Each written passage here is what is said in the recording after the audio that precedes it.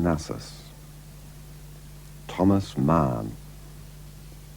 I had, of course, met the Nobel Prize winner more than once in Germany, but this was the first evening I had ever spent with him alone.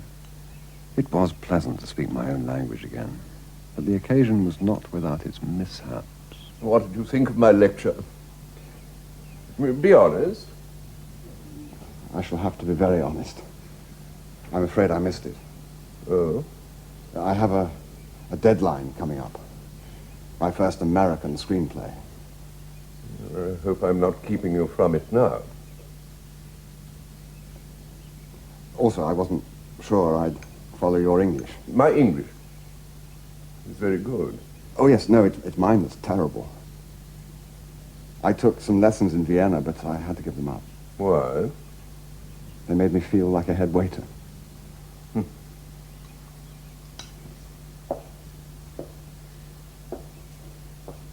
What does it deal with, this screenplay of yours? Edward II of England, based on Marlowe's play. Interesting.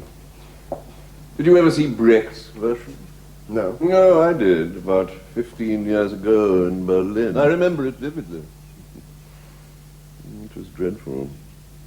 In what way? Everything so relentlessly ugly. I feel much more comfortable with your work. Well... That first charming little book of yours, you know the one I mean, I thought it was remarkable. No one else has been able to write like that about life inside the Third Reich. How did you manage to find out all those things? Well, you know, at the beginning, I went back quite often. Really? Yes. In fact, I meant to tell you, at the book burning, the great book burning in Berlin, I was there. I don't see how you could possibly have been. I saw them all file past Goebbels in their academic robes, heaving books onto the bonfire. And that professor, what's his name? Boimler. I saw him dance. Heard him shout, "Burn, Thomas Mann, burn," yelling like a bad actor. And then Goebbels made a speech and said, "Tonight the intellect awakes." I watched the whole thing.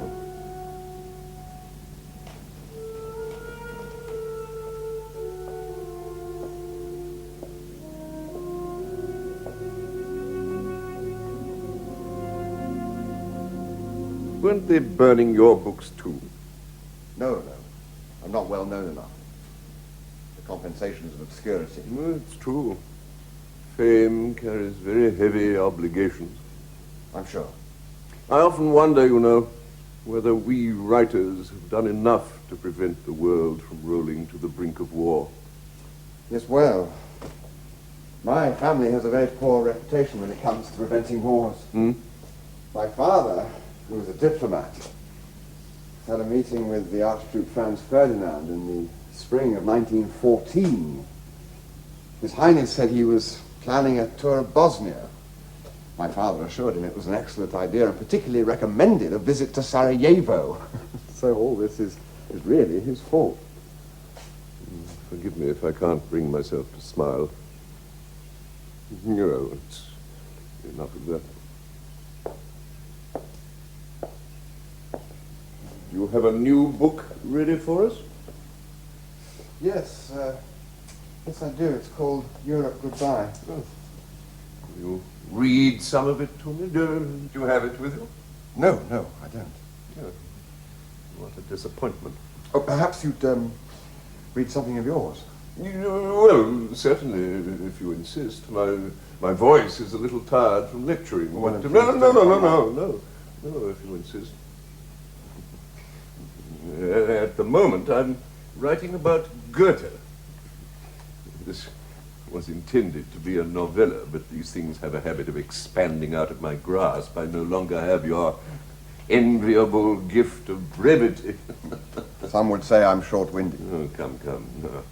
Where are we? It takes years for the secret significance of a work of art to reveal itself to the artist himself, let alone to his public.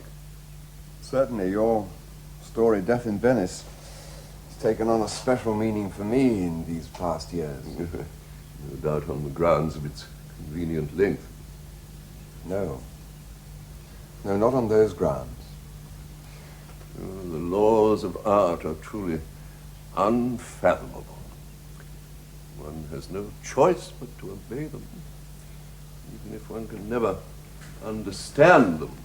I agreed that the laws of art were whatever it was he said they were. He read from his impenetrable masterpiece, Lotte in Weimar.